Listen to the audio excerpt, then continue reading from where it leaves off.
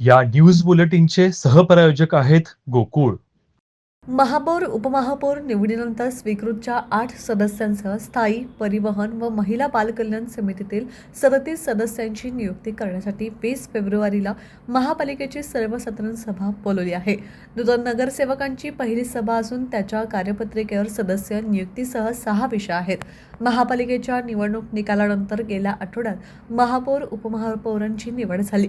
त्यानंतर स्वीकृतसह विविध विषय समितीमधील सदस्य नियुक्तीकडे नगरसेवकांचे लक्ष लागले होते.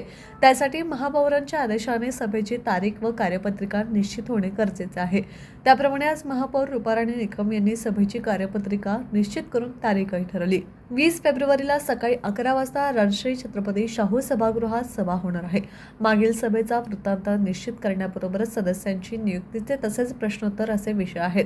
स्थायी समितीचे 16, परिवहनचे 12, महिला व बालकल्याणचे 9 व स्वीकृत 8 सदस्यांची नियुक्ती केली जाणार आहे. प्रत्येक पक्षाला तौलनिक संख्याबळानुसार त्यांचे समितीतील सदस्य ठरले आहेत. त्यांची नावे गटनेत्यांनी निश्चित करून सभेमध्ये ती जाहीर करण्यासाठी महापौरांकडे दिली जाणार आहेत. नेमके 8 स्वीकृतसह समिती सदस्य कोण आहेत याची उत्सुकता शहरवासियांना लागून राहिली आहे. टीव्ही नेक्स्ट माझ्यासाठी तुषार पाटीलसह रवींद्र बागल.